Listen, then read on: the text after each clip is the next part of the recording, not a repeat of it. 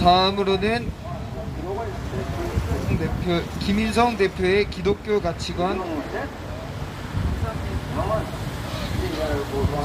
감사합니다. 다음으로는 김인성 대표의 기독교 가치관, 성경적 가치, 세계관이라는 주제로 스피치가 있겠습니다.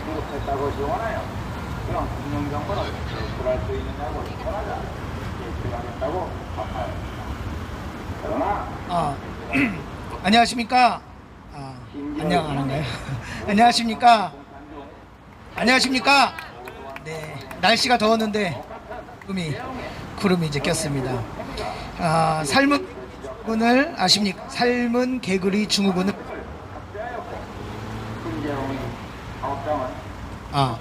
삶은 개구리 증후군이니까 변화에 대응하지 못할 경우 큰 화를 입는다는 비유입니다.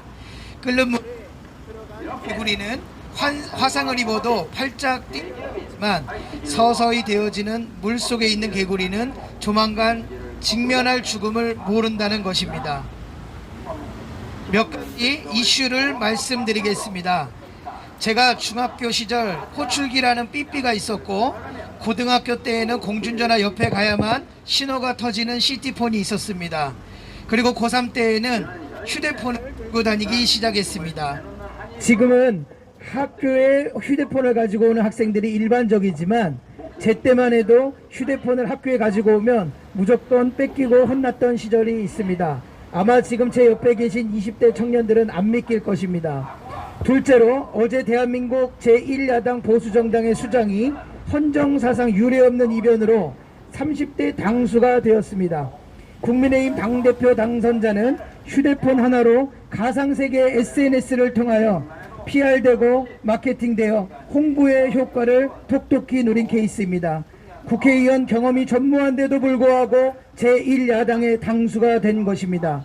이제 나이를 떠나 어른들이 당대표와 협치를 하기 위해서는 고개를 숙여줘야 하는 시대가 된 것입니다.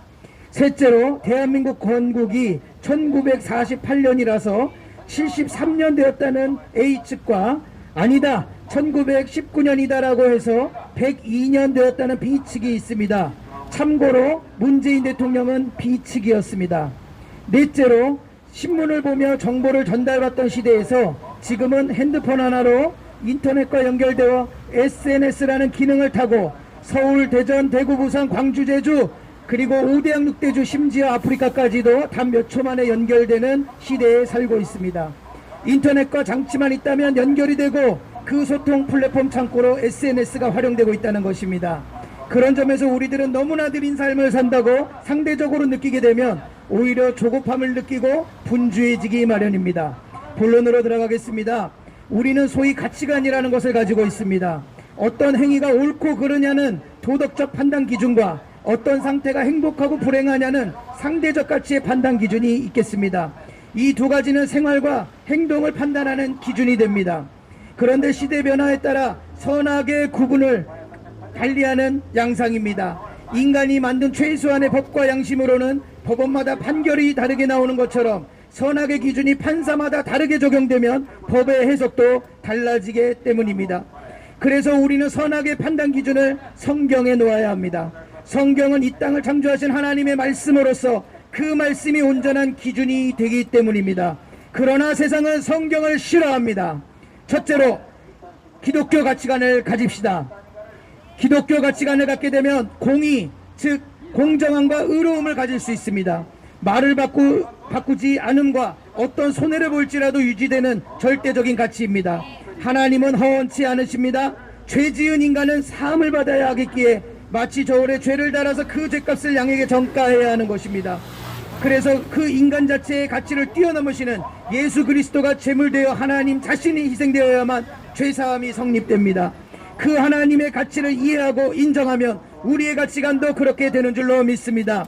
그러나 죄인인 저를 포함하여 이 시대를 살아가는 사람들을 바라보면 상대적 가치 속에 있는 것 같습니다. 지난주에 동지가 이번주에 적이 되어 있고 오늘의 적이 내일의 동지가 되는 것처럼 이렇게 나타나는 불법된 공의가 없는 시대를 살고 있는 것입니다. 인터넷, 온라인, SNS에서 얼마나 많은 허위 정보가 나돕니까? 그리고 우리는 줏대 없으리라만큼 혹해서 보고 듣고 읽고 말하고 있습니다. 그리고 퍼나르며 공유합니다. 하나님의 절대적인 가치인 사랑도 세상 문화 속에선 퇴색되어 동성애 등 변질되고 더럽게 되어 하나님 사랑, 이웃 사랑을 폄훼하고 있습니다. 그래서 기독교 가치관을 가진 사람들은 그것을 용납할 수가 없는 것입니다. 그래서 우리 애국 청년들은 불철주야로 비가 오나 바람이 부나 이곳에 나와서 외치고 있는 것입니다. 그리고 죄가 죄인 것을 모르거나 또는 알면서도 사탄의 생각으로 지배받고 있는 그들을 향하여 하나님께 돌아오라고 이들은 말하고 외치고 있는 것입니다. 기독교 가치관을 가져야 하는 어린 시기에도 휴대폰과 인터넷 속에서 미디어를 통해 우리는 미지근한 물속에서 서서히 죽어가는 개구리처럼 살고 있는 것은 아닙니까? 화상을 입더라도 뜨거운 곳에서는 빨리 탈출해야 하는 것입니다. 우리가 뜨거운 곳에는 처음부터 들어가지 않는 것이 지혜입니다. 그러나 그 지혜를 우리가 평소에 가지고 있어야 할 것입니다. 그렇기 위해서는 기독교 가치관을 부모로부터, 건강한 교회 안에서부터, 올바른 목회자로부터, 학교의 참된 스승으로부터 교육을 받아야 하는 것입니다. 그리고 최고의 교재는 바로 성경이 되어야 하는 것입니다. 둘째로 성경적 세계관을 가집시다. 우리가 생각하는 사고의 틀과 세계를 바라보는 인식을 오늘 이 시간 정의합시다. 성경의 창조 질서를 가장 기본적으로 설정합시다. 창조자이신 하나님을 인정합시다. 신은 없다는 무신론과 뉘에지 사상 같은 범신론을 버리고 우리 오직 하나님 창조론만을 택합시다.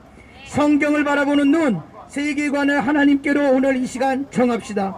자신의 세계관을 정확히 모른 채 인생을 살아가고 있다면 자신도 모르는 사이에 자신도 의도하지 않은 인생을 살다가 개인적 종말이든 예수 그리스도의 재림의 종말이든 마치게 될 수 있겠습니다. 1970년대 이후로 한국교회가 큰 부흥기를 맞았다면 지금은 코로나로 인하여 침체기에 접어든 것 같습니다. 그 당시에는 대학을 나온 사람들이 드문 시대였습니다. 목사님들이 신학대학을 마치시고 박사학위를 받으시고 목회를 하시면서 말씀뿐만 아니라 정치, 경제, 사회문화, 도덕윤리 등 전반의 모든 현상들을 성도들에게 대한민국 국민으로서 시성인이 될 수 있도록 가르쳐주던 시대가 있었습니다. 그러나 지금은 너무나 다양화되고 전문화된 시대를 살고 있습니다. 인터넷, IT, 엔터테인먼트, 예술, 체육 등 종류와 종목들이 너무나 매우 다양합니다. 그 분야에서 그리스도인들이 성경적 세계관을 갖고 전문인이 되어준다면 분야가 아무리 다양해져도 그 영향력으로서는 막강할 것입니다. 그리고 그 영향력은 반드시 선한 영향력이 될 것입니다. 성경적 세계관을 가지면 내가 누구인지, 내가 왜 사는지, 무엇을 위해서 살아가야 하는지 비전과 꿈을 갖게 될 것입니다.